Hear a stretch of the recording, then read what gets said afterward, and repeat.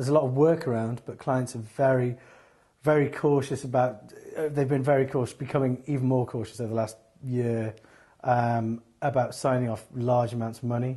There is still budget marketing spend around, but it's very hard to get them to sign off the whole lot. People are very cautious about spending a whole lot, so they're doing small amounts in smaller increments, which I think it's fine. I think what you've got, again, it's one of these things that if you run a business, it just changes. You have to change the way that you work, the skills that you have. You know, people come and go, so you've got to be able to deal with, you know, you can't rely on a certain person for a certain thing. You've got to be able to change that around.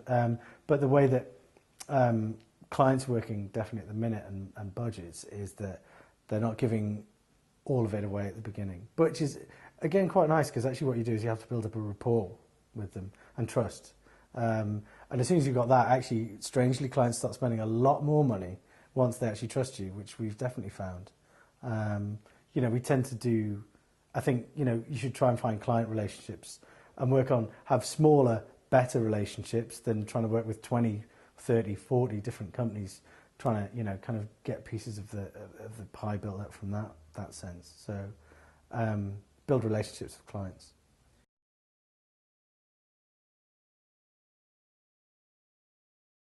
It's key. I mean, you know, I come from the creative side, and I've learned the benefit of that, because actually, if you know that you've got sound business, and you've got 3 months, 6 months worth of cash flow, God, if I'd understood cash flow at college, it's strange. You know, the most successful business in the world can fold because a couple of clients don't pay and the tax man turns up, you're gone. You know, or you know, always have that, you know, sort of cash flow there. Always have 3-6 months worth of money of you know, kind of working capital there, and that allows you to go and do what you want. I think I talked before about, you know, you need to work in at least roughly understand the parameters. You can completely ignore them. That being a creative person, your job is there. You know, got carte blanche to ignore it all. But you know, we've always had a really good business person there. You know, in all of us, and that's been massively important, because we know exactly where we are. We know when we need to stop spending money. We know when, not that it's actually happened, when we might need to, you know, kind of downsize, but we haven't actually had to do that because we've been careful, just very careful. And that's just really important. But the two inform each other. There's not one that I think should inform. We should be greatly creative and try and make some money, or we should make loads of money and try and be creative. You know, they should be in tandem. The same way in terms of interactive work, the creative and the technical side should work in tandem, because not one thing should be great, should work well and look terrible, and it shouldn't, you know, look amazing. You know, the two things should be in tandem. I think, you know, sort of parity between these things is really important.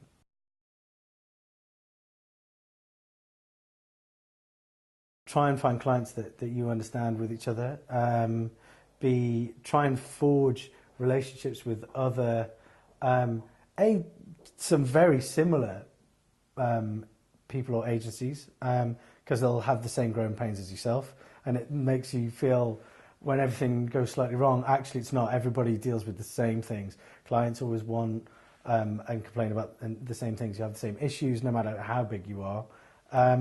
And also forge relationships with people who have complementary skills but not the same, because nowadays the way that work, jobs and clients is they ask you to do different things.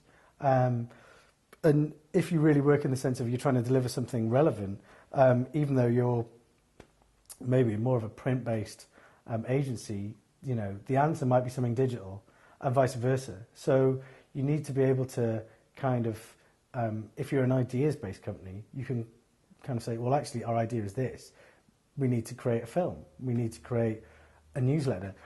And actually, one of the strongest things, you know, one thing that we've done is actually, you know, people have come to us and we said, actually, you don't need our help at the minute.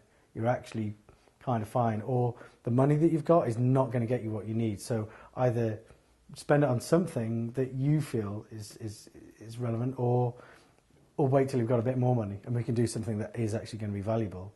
And curiously, they come back because, you know, if you come to an agency and they say don't work with us because it's not worth it, people come back. You know, we don't do the hard sell. We tend to not pitch for stuff. Try as much as you can not to go into huge competitive pitches with people because it's really soul destroying.